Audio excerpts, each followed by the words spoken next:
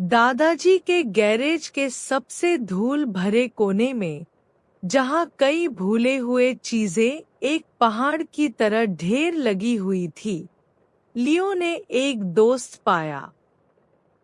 यह दोस्त वैसा नहीं था जैसा वह कभी सोचता था। यह धातु का बना हुआ था, थोड़ा भारी और जंग खाए हुए। इसके सीने पर एक फीकी लेबल लगी हुई थी जिस पर लिखा था spark model H7 helping bot.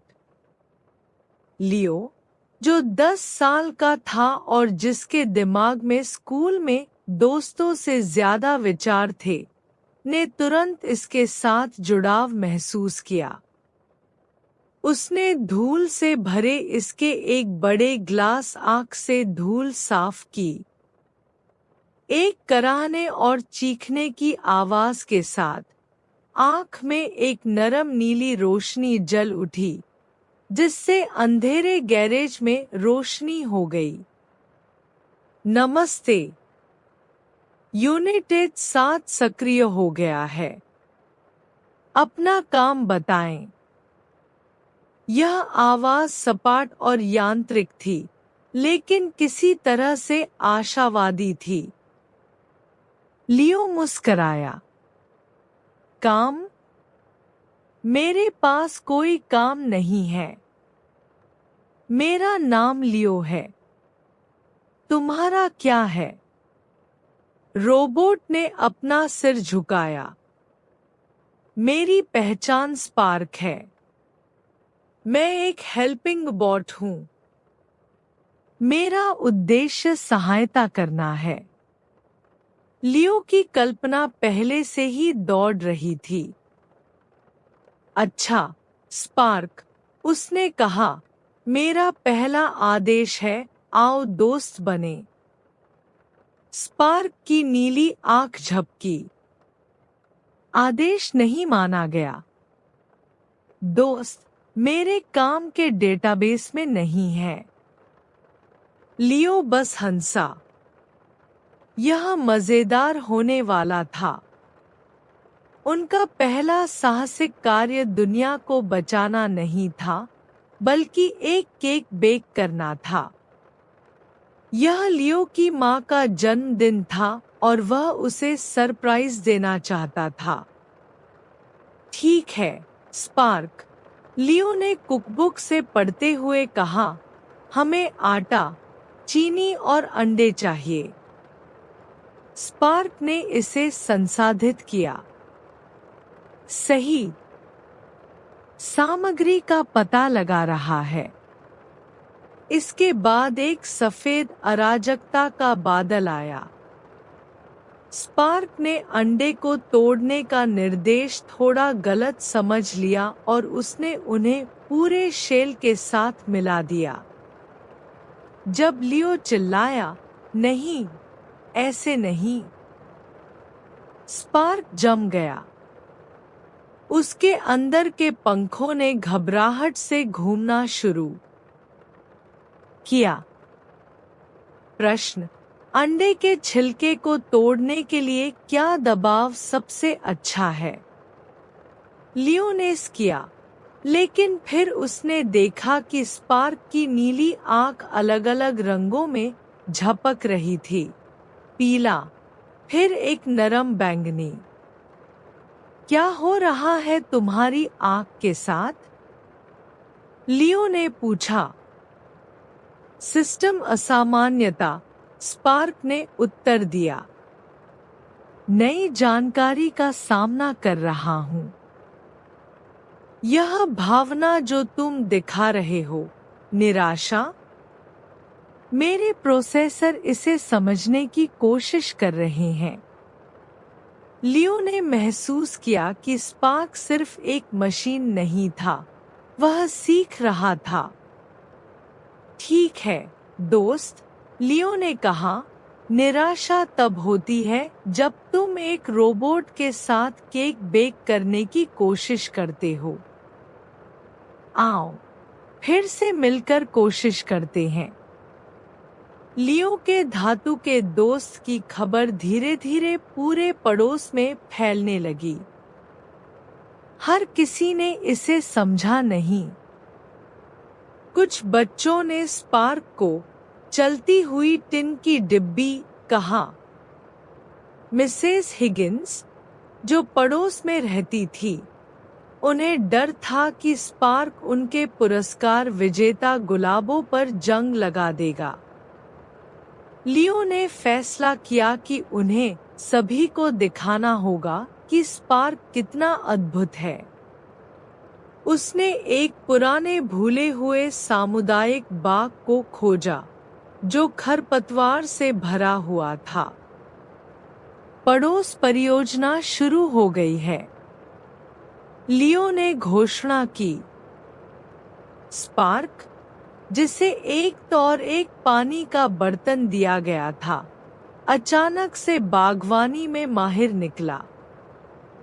उसका तर्कसंगत दृष्टिकोण उसे बीज बोने के लिए उपयुक्त बनाता था, जो सीधी रेखा में थे। गाजर के बीज के लिए इष्टतम गहराई 1.27 सेंटीमीटर है, स्पार्क रिपोर्ट करता था।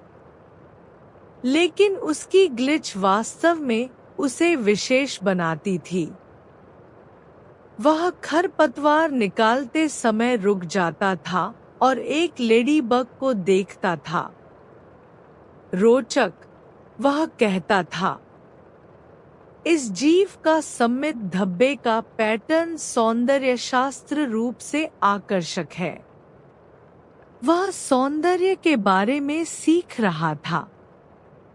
धीरे धीरे पड़ोसी भी यह देखने लगे कि स्पार्क कितना अद्भुत है।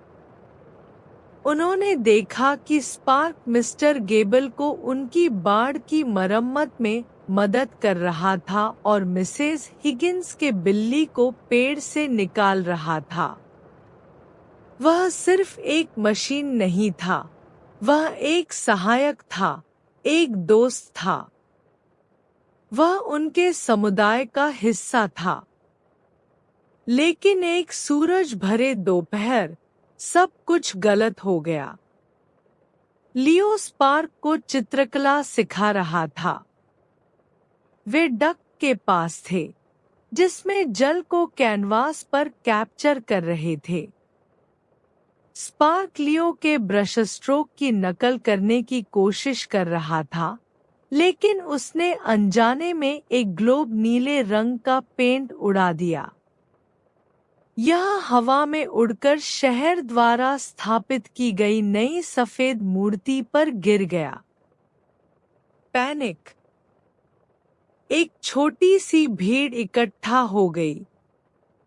उस चीज ने इसे बर्बाद कर दिया। किसी ने चिल्लाया, यह एक खतरा है। शहर परिषद को बुलाया गया। उन्होंने कहा कि स्पार्क अनुमानित और संभावित खतरा है। वे उसे फैक्ट्री में वापस भेजना चाहते थे ताकि उसे नष्ट किया जा सके। लियो दुखी था। स्पार्क ने ऐसा नहीं करना चाहा था। उसने कहा, वह सिर्फ सीख रहा है। उस रात एक निराश लियो गैरेज में बैठा था। स्पार्क चुपचाप उसके पास आया। लियो, मेरी उपस्थिति परेशानी का कारण बनती है। तर्कसंगत समाधान यह है कि मुझे निष्क्रिय किया जाए। लियो ने अपने दोस्त की झपकती नीली आंख देखी, जो अब एक धुंधले दुखी रंग में बदल गई थी। नहीं, स्पार्क, लियो ने कहा, उसकी आवाज भावना से भरी हुई थी। तर्कसंगत समाधान यह है कि हम उन्हें दिखाएं कि वे गलत हैं। तुम खतरा नहीं हो, तुम मेरा सबसे अच्छा दोस्त हो। लियो को पता था कि उसे कुछ नाटकीय करना होगा। अगली सुबह वह शहर परिषद के सामने खड़ा हो गया, एक गुप्त हथियार के साथ। यह कोई गैजेट या मशीन नहीं थी, बल्कि एक स्क्रैपबुक थी। पेज दर पेज स्पार्क को पड़ोस में दिखाया गया था।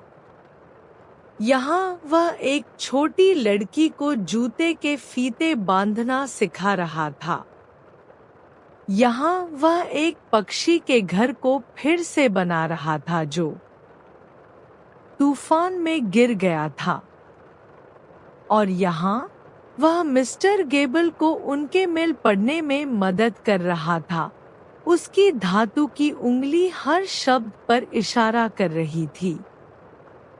लियो ने स्पार्क की सभी पेंटिंग्स भी शामिल की थी। वे परिपूर्ण नहीं थी, लेकिन वे भावना से भरी हुई थी। एक सूरज डूबने की पेंटिंग एक चमकदार नारंगी और बैंगनी का तूफान थी।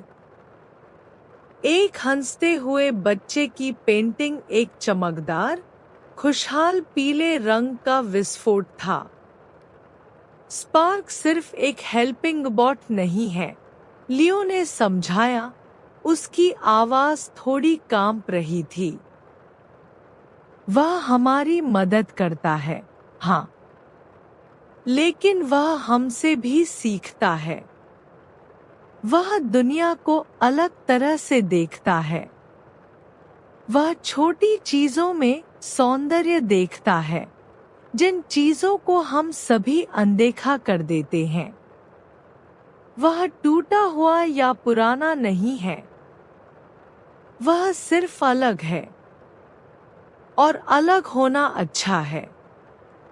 एक लंबी चुप्पी थी। फिर मिसेस हिगिंस खड़ी हो गई। लड़का सही है, उसने कहा। उस रोबोट ने मेरे बिल्ली को बचाया, और उसने मेरे गुलाबों पर जंग नहीं लगने दी।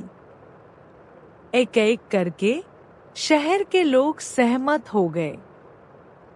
परिषद के पास स्पार्क को रहने देने के अलावा कोई विकल्प नहीं था। उस दिन के बाद किसी ने स्पार्क को टिन की डिब्बी नहीं कहा। वह सिर्फ स्पार्क था, लियो का दोस्त। वे अपने दिनों को अनगिनत और साहसिक कार्यों में बिताते थे, निर्माण, सृजन और सीखना। लियो ने स्पार्क को सिखाया कि एक गले लगाना लगभग सभी चीजों को ठीक कर सकता है, और स्पार्क ने लियो को सिखाया कि कभी-कभी सबसे तर्कसंगत समाधान सिर्फ दयालु होना है। वे एक अनोखी जोड़ी थे, एक लड़का जिसकी कल्पना विलक्षण थी और एक रोबोट जिसका दिल ग्लिची था, जो यह साबित कर रहे थे कि सबसे मजबूत बंधन समान होने पर नहीं बनते, बल्कि हमें जो अलग बनाता है उसे मनाने पर बनते हैं।